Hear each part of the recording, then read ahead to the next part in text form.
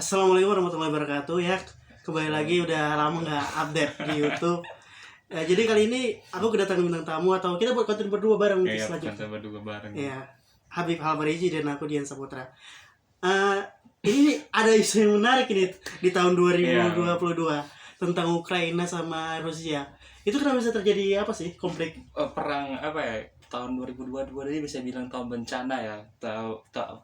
Varian corona baru, varian banyak lah, varian Omicron. Bentar lagi ada varian Megatron, varian Ultron dan sebagainya, banyak lah gitu. Sampai pusing gitu melihat varian-varian yang ada di seluruh dunia ini, sampai nanti mungkin ya kita bakal kenal varian Megatron, Ultron. Ditambah nanti di bulan 5 itu ada varian Doctor Strange. Ya, itu bioskop ya, itu film. Ya, itu film kan. Tapi bakal seru nanti variannya. Iya. Jadi di tahun 2022 ini kayaknya bakal serba bencana dan bakal terjadi perang dunia ketiga. Ya, bisa dibilang perang dunia ketiga itu sedang lah, kemungkinan medium bisa terjadi dan bisa juga tidak terjadi gitu. Jadi kalau perang dunia ketiga itu terjadi ya, kalau kita melihat dari situasi yang ada sekarang dan kondisi yang ada di sekarang gitu, perang dunia ketiga bakal terjadi kalau pasukan NATO yang dipimpin oleh Amerika Serikat dan sekutunya itu berkonflik langsung. Ingat, berkonflik langsung, tembak-tembakan secara langsung di Ukraina antara pasukan Rusia, barulah itu bisa disebut perang dunia ketiga. Tapi Amerika Serikat ini kayak chicken gitu, takut gitu untuk memulai sesuatu yang perang dunia ketiga bisa dibilang udah 100% berisiko, bukan hanya kepada negaranya tetapi juga ke seluruh dunia gitu. Jadi Amerika Serikat ini secara nggak langsung mempunyai tanggung jawab moral gitu.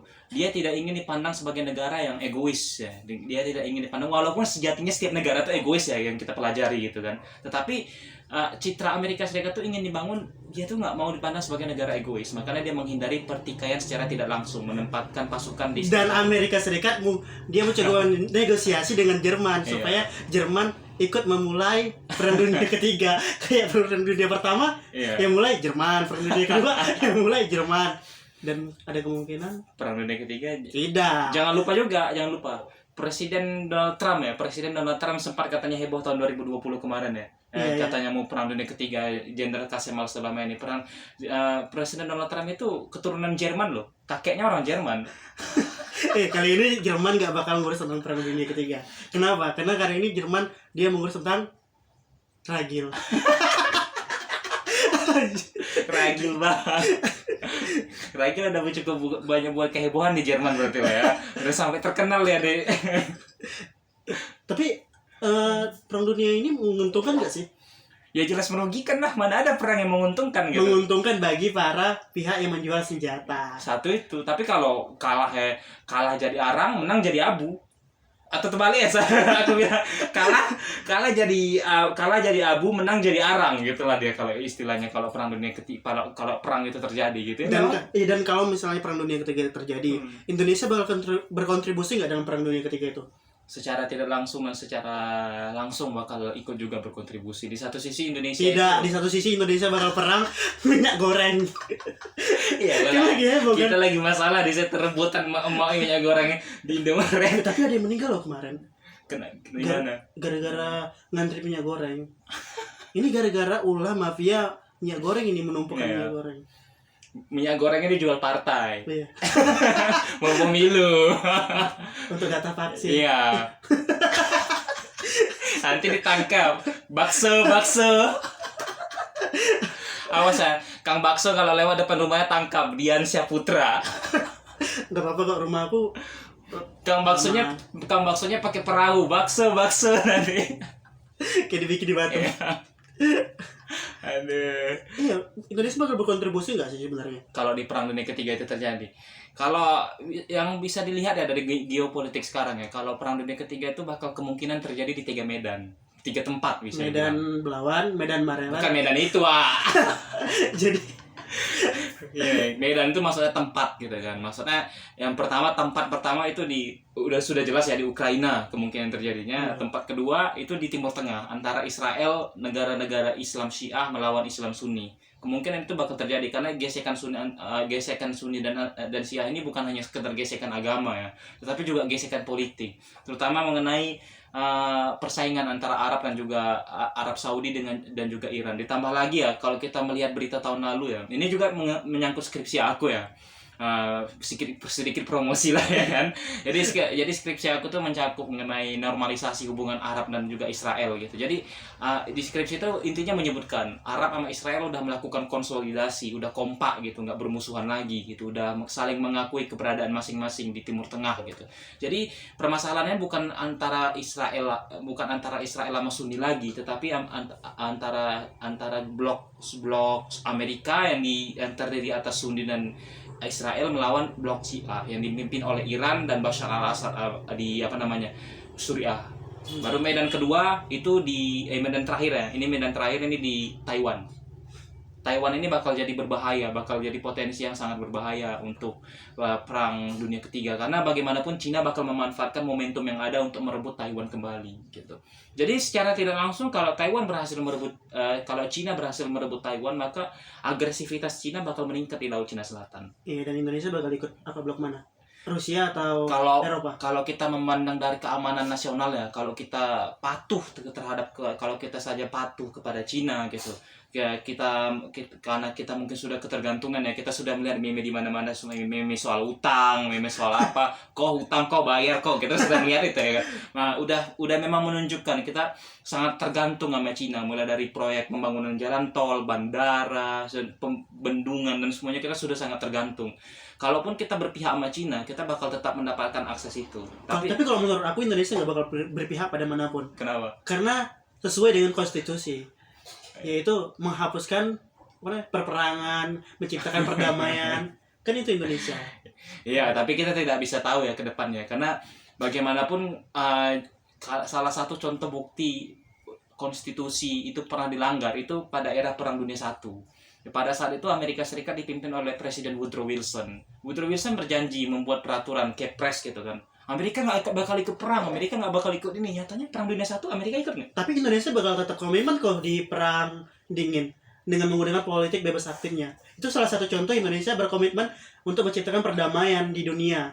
Karena Perang Dingin itu secara tidak langsung mengancam keberadaan di Indonesia gitu. Walaupun kita sering mendengar isu komunis di Indonesia pada Perang Dingin kan. Nah, kalau kita melihat kasusnya yang seperti Amerika Serikat, mengapa Amerika Serikat gabung ke Perang Dunia I? Itu satu. Pertama karena telegram si Maman, atau lebih mudahnya telegram tukang kayu gitu kan, dikirim oleh Jerman mengajak Meksiko untuk melawan Amerika. Yang kedua karena penenggelaman kapal Inggris pelayaran Lusitana gitu. Nah, Amerika Serikat merasa terancam di wilayahnya diserbu sama Meksiko gitu. Jadi mau tidak mau kalau Amerika Serikat nggak ikut bertempur, Amerika Serikat bakal kehilangan wilayahnya. Nah, begitu juga hal yang sama bisa dikatakan di Indonesia apabila seandainya Cina memutuskan untuk melakukan invasi di wilayah Laut Cina Selatan. Kita sering tahu kan, misalnya Laut Natuna, wilayah Laut Natuna dan wilayah laut sekitarnya itu sering menjadi incaran Cina kan. Dan itu bakal sudah pasti bakal direbut oleh Cina kalau misalnya Perang Dunia Ketiga ini terjadi. Karena bagaimanapun perang itu membutuhkan sumber daya alam yang sangat mumpuni gitu. Sumber daya alam dikonsumsi sangat tinggi pada masa perang. Kita membutuhkan logistik, kita membutuhkan penyebaran pasukan yang sangat cepat kan. Kita membutuhkan suplai makanan yang ini. Nah, kalau Cina tidak dapat menemukan sumber daya alam yang pas pada masa perang, Cina bakal kehilangan kedudukan dalam perang gitu. Jadi, untuk menemukan sumber daya alam itu, Laut Cina Selatan itu menjadi salah satu pilihan yang ideal bagi Cina. Dan Indonesia menurutku nggak bakal bisa mempertahankan itu. Karena Indonesia lagi ributnya masalah OPM, ditambah TOA. Jangan lupa masalah ormas. Jangan sebut namanya. Pasukan Oranye. Jangan sebut namanya. Gak apa-apa, aman. Pasukan Oranye kira itu. Nanti diserbu. Nanti didatangi nangis. Berderai air mata. Jadi seperti itu gitu. Jadi kalau kita membahas mengenai kemungkinan Indonesia melawan Cina, nggak bakal ada Lazada, nggak bakal ada Shopee, nggak bakal ada COD, nggak bakal ada Shopee COD gitu. Kenapa bisa dibilang kayak gitu? Karena Shopee ini kan didominasi sama produk-produk Cina gitu. Apalagi ditambah lagi Shopee itu nggak salah dari Cina ya. Iya. Ya, berasal dari perusahaan Cina gitu. Jadi perusahaan Cina dan semua produk-produk yang buatan Cina, made in Cina, mulai dari TV, HP aku jaga Oppo gitu. Ini mungkin bakal ditarik ke Cina, nggak bakal diproduksi lagi di Indonesia. Jadi aku potong dulu nih.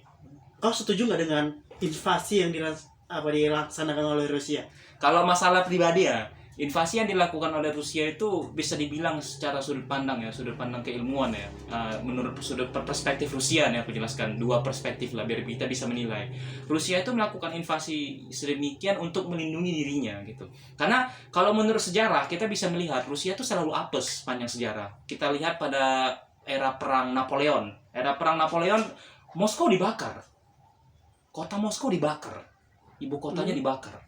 Karena Rusia tidak memiliki pertahanan alami di sini, di wilayahnya. Jadi pasukan Napoleon itu berhasil dengan mudah. Walaupun ya pasukan Napoleon itu kalah dalam perang tahun 1812. Karena ya bisa diketahui Rusia itu memiliki iklim yang sangat dingin. Banyak pasukan Napoleon mati pada saat itu. Akhirnya Napoleon mundur walaupun udah membakar Moskow. Mereka hampir saja menaklukkan Moskow. Kalau misalnya ya Napoleon itu berhasil menaklukkan Moskow, bahasa internasional bukan bahasa Inggris, tapi bahasa Perancis. Tapi gagal.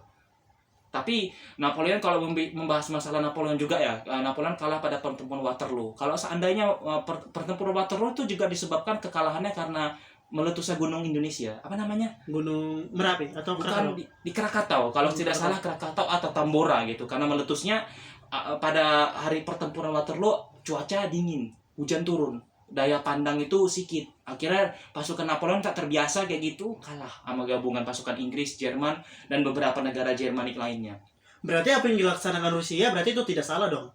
Secara kalau kita membahas mengenai perspektif keamanan diri ya, karena dia berusaha untuk membuat batas antara musuhnya dan juga dirinya gitu. Jadi nggak mau apes gitu. Nah, sedangkan Ukraina ini bukan musuhnya. Ukraina ini merupakan negara bagian dari Uni Soviet, yang dimana Uni Soviet itu adalah Rusia. Ya, jadi ceritanya kan Uni Soviet meruntuh. Ya. Ukraina itu pada akhirnya memutuskan untuk bergabung ke NATO. Nah, karena kedekatan dia dengan Barat itu, Rusia itu tidak mau kejadian yang sama itu terulang kembali. Kayak perang Napoleon yang aku sebutkan tadi. Dan kedua itu masalah Perang Dunia Kedua. Nah, Perang Dunia Kedua, ingat nggak Hitler pernah nyerbu Rusia? Uni Soviet. Iya. Di situ Uni Soviet mengalami kekalahan telak gitu. Jadi walaupun pada akhirnya Jerman berhasil dipukul balik ya sama pasukan Uni Soviet di pertempuran Stalingrad, tapi Rusia atau Rusia sekarang itu nggak mau kejadian itu terulang kembali gitu. Dia mau aman gitu. Dia ingin membuat sebuah buffer, sebuah negara penyangga gitu. Kayak misalnya kita tetangga yang nggak kita suka gitu, dia tiba-tiba ngidupin lagu bla bla bla apa atau senam lah atau joget-joget yang buat kita nggak tenang gitu. Iya. Ini lagi nyindir tetangga ya. Kalau kita misalnya punya tembok pemisah yang bisa mengedapkan suaranya itu, Ukraina itu seperti tembok. Ukraina itu seperti tembok antara tetangga yang mengancam Rusia, dan biar Rusia itu bisa hidup dengan aman dan juga tenang gitu tanpa musik dan joget-joget dari Ukraina. Ya seperti itulah. Ukraina itu seperti buffer gitu. Nah, tapi kalau kita membahas mengenai dari perspektif manusia ya, keamanan manusia dan masalah HAM ya, hak asasi manusia, jelas apa yang dilakukan oleh Rusia itu ya sudah menyebabkan kerugian yang sedemikian rupa gitu. Banyak yang mati, gedung rusak, sekolah hancur, sekolah ditutup, dan di mana-mana itu kacau gitu. Ekonomi mati. Jangan lupa loh, bukan cuma Ukraina mengalami kerugian, warga Rusia itu mengalami kerugian. Pornhub diblokir. Pornhub diblokir, Facebook diblokir, hampir semua, Twitter embargo, ya kan? Iya, mungkin XNXS juga ya. Ekonomi sebagai TVN, aman. Belum lagi kalau nggak ada internet, bakal susah loh, nggak bisa akses lah. Belum lagi McDonald udah hengkang, KFC juga, kayak Pepsi juga hengkang semua di situ. Dan itu kan pasti merugikan perusahaan juga. Merugikan ya, tapi ini merupakan sebuah tindakan demonstrasi dari perusahaan bahwa mereka tuh nggak setuju sama invasi Ukraina gitu. Jadi kayak gitulah tindakannya, bukan cuma merugikan bagi pemerintahan Rusia ya karena telah melakukan operasi militer, tapi merugikan juga bagi warga negara Rusia gitu. Bahkan Rusia sekarang karena berarti ini rugi ke semua pihak. Iya, rugi ke semua pihak. Bahkan karena Rusia ini saking buntunya ya keadaan kayak gini, pemerintah Rusia sampai mau melegalkan ya, ingin melegalkan game bajakan, video bajakan, film-film bajakan. Jadi kalau murah, iya memang murah, tapi itu tidak etis gitu, melanggar ketentuan gitu. Karena udah kalau misalnya kayak kita ya, kalau kalau kalian tahu ya, penonton tahu kayak Steam itu misalnya diblokir di Rusia, berarti kalau misalnya kita beli game di situ, kita nggak bakal bisa akses game kita gitu. Nah, salah satu untuk mengaksesnya dengan bajakan. Ya, kayak gitulah hal yang ingin dilegalkan oleh pemerintahan Rusia untuk mengatasi permasalahan ekonomi yang tapi ya menurut aku ya, apa yang dilakukan Rusia itu bukan apa namanya, amburadul, bukan menyerang secara amburadul, melainkan media yang membesar-besarkan kalau Rusia melaksanakan serangan secara amburadul.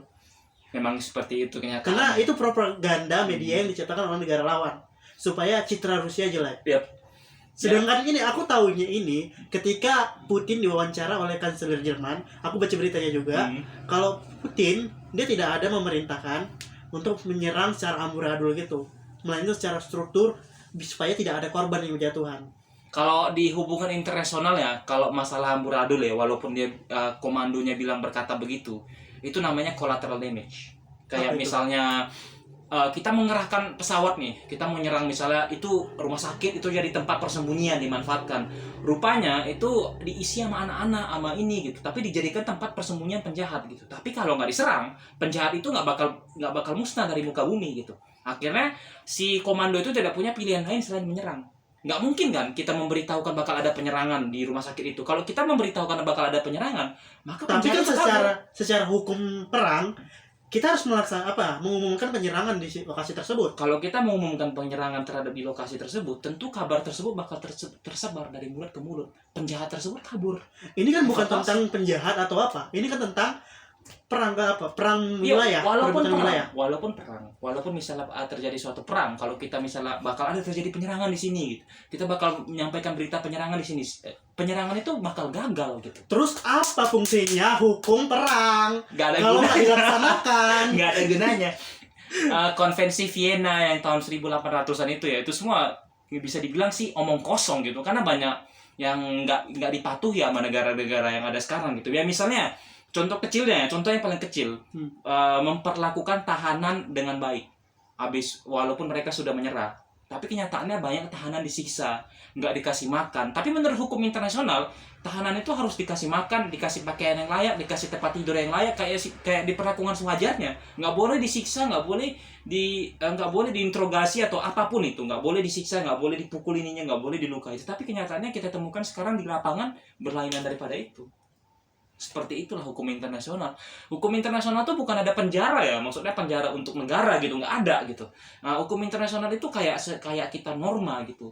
Hukumannya bukan kita dicebloskan ke penjara, tetapi kita dikucilkan sama negara-negara lain. Kayak misalnya hukum internasional itu kayak misalnya, anak bapak itu ngerokok gitu. Anak bapak itu narkoba, keluarganya terkenal dengan narkoba, keluarganya terkenal dengan itu. Ya, kita laporin ke mamanya yuk. Iya. Pasti kan dia secara tidak langsung ya, keluarga yang melakukan hal yang seperti itu bakal mendapatkan perlakuan penghinaan dari masyarakat. Iya, dikucilkan. Iya. Ada bahasa berkawan nama itulah, kita dia tukang narkoba, dia tukang ngelim gitu. Ya. Seperti itulah hukum internasional gitu.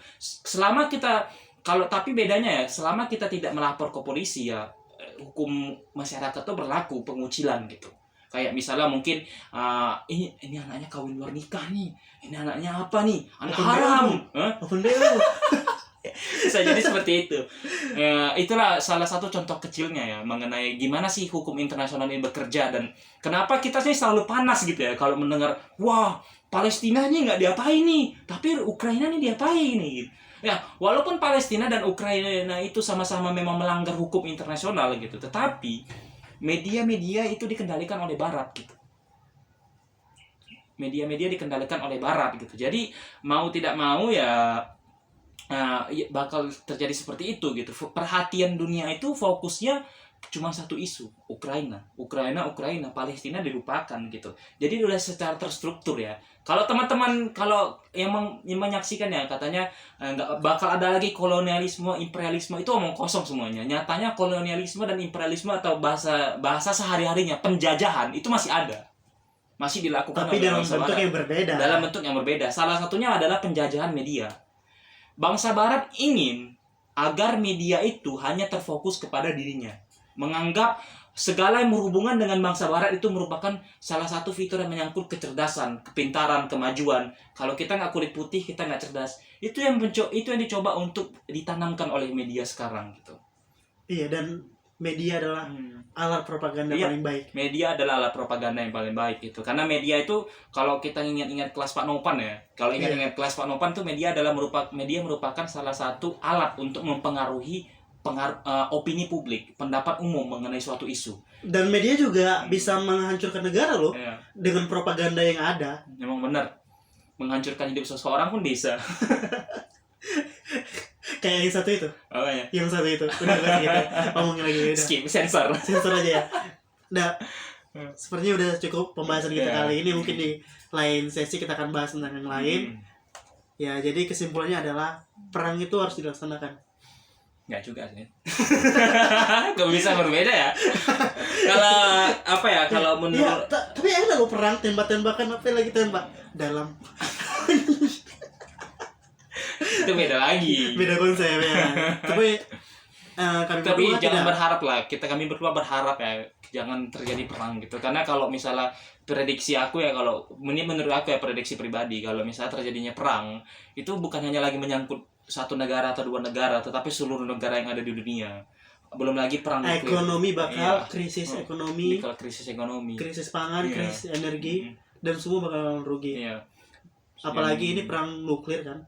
Dan satu lagi mengenai isu ini, kalau kalian melihat ini, jangan pernah mengaitkan dengan agama.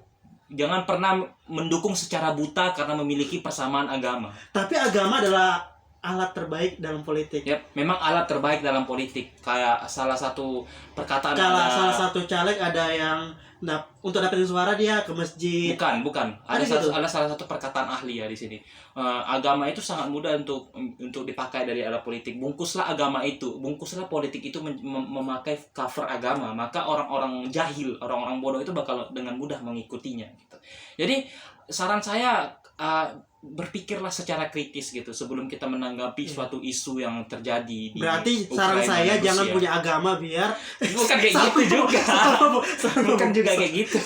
Bukan harus menjadi ateis gitu. Kita boleh secara pribadi kita lebih simpati kepada Rusia atau mungkin kita lebih simpati kepada Ukraina gitu. Tetapi kita juga harus lebih cermat dan mengenai isu yang ada gitu. Jangan hanya terfokus kepada satu sudut pandang gitu. Bisa jadi itu propaganda karena semua orang berfokus pada sudut pandang yaitu agama, kesamaan agama. Itu yang jadi permasalahannya. Kayak misalnya kita melihat banyak orang mendukung pasukan Rusia karena pasukan Chechnya itu kan pasukan Islam kan. Itu berpihak kepada Rusia gitu. Kita nggak bisa berkata begitu karena kalau kita melihat ya sejarahnya antara Chechnya dan Rusia, Chechnya itu kayak negara boneka Rusia loh. Chechnya itu hanya boneka politik Rusia. Kayak yang satu itu. Ya bisa dibilang. Jadi gimana ya?